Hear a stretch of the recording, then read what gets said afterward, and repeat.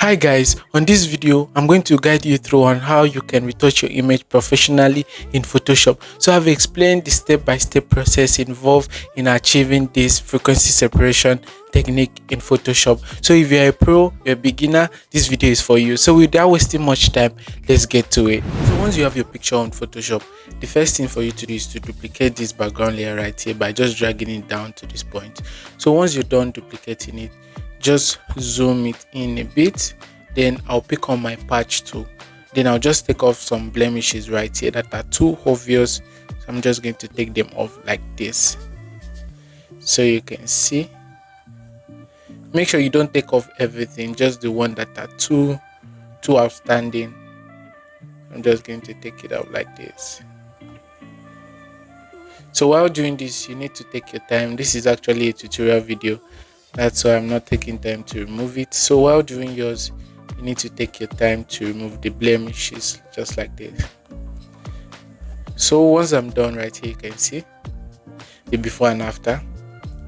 So I'm just going to zoom out, then I'll head on to my frequency separation action right here. So if you're interested in getting this action, there's a link on the description, so click on the link to get this action. So I'm just going to click on the frequency separation 16-bit. So once I click on it, it will show me the Gaussian blur prompt for me to choose the radius. So to know the right radius to pick, I'll take this to 0.1, then I'll take this box right to the skin of the subject. Like once this is being selected, I won't check it from here, I'll check it from this other angle. Then I'm going to adjust this till when I can't find the texture on this screen right here. So you can see there's no texture, so I'm going to use 5 for the radius. So I'll click OK. So once that is done, the high frequency layer right here is the skin texture. So if I'm picking off blemishes, I'm using this high frequency layer, so while the low frequency layer is the skin color. So if I'm brushing, I'm using the low frequency layer right here. So first of all, I'll click on the high frequency layer. I normally use Clone Stamp to pick off my blemishes using the high frequency layer. So I'll head on to my Clone Stamp. So for my Clone Stamp, the opacity, I like using it at 98. So once that is okay, I'm just going to zoom it in. Let me show you how you can remove blemishes using the Clone Stamp. So I'm just going to reduce the clone stamp so that it won't be too much. While I'm picking off the blemishes, I will not leave scar on the skin of the subject. So to pick off blemishes, just go to the area that there is no blemishes, then click and hold your Alt key, then click on where you don't have blemishes, then you take the circle right here to where you have the blemishes. Just click on it to replace the area that there is no blemishes to where there is blemishes, just like that. So I'm just going to repeat the same process and be picking off blemishes just like this. So you can see how I'm picking off the blemishes. So note, you don't have to take off everything, so just pick off the ones that are making your image kind of rough. So I'm just going to take that off just like this.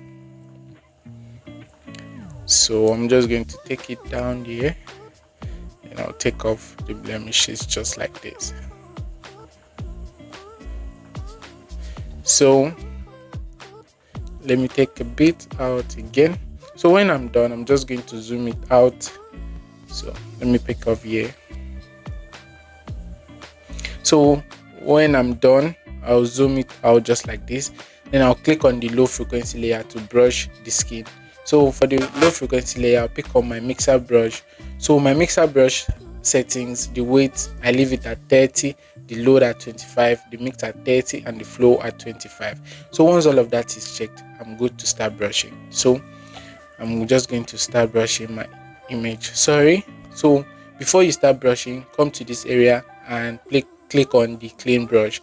So I'm just going to click on that, then I'll start brushing my image just like this. So you need to pay close attention to know the size of brush I'm using on a particular area rather. So you can see the size of brush I'm using. So you need to take your time while brushing, and I'm just going to brush it just like this. So you can see the area that there is highlight, I'm maintaining the highlight, and the area there is shadows, I'm just maintaining it. So while brushing, you don't have to eliminate any, so just try blending the two. You don't have to take off any one. So I'm just going to brush it just like this,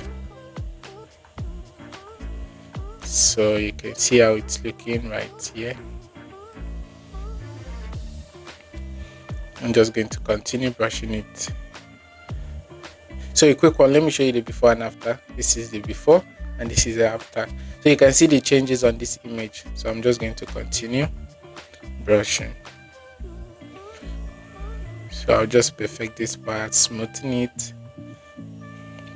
So you can see the face area is still kind of rough. So I'm just going to zoom it in again. I'll go to my high frequency layer, then I'll pick up my clone stamp again. Then I'll still repeat the same process I did earlier to remove some of the blemishes on the skin, just like this. So I'm just going to remove it just like this to make it look more smoother. I'm just going to do it. So once I'm done, let me take this other part off. So once I'm done, I'm going to zoom it out again. Then I'll pick on the low frequency layer. I'll click on my mixer brush. Then I'll continue brushing just like this. Just going to brush the image. I want it to look as natural as possible, so natural and realistic. So I'm going to come to the neck area. I'll just smoothen it a bit. So I'm not going to do much on this other area, so just a bit smoothing is okay, just like this.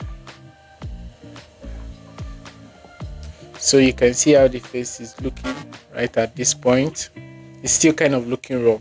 So for this neck area, just a little bit of brushing is okay, or just smoothing it a bit.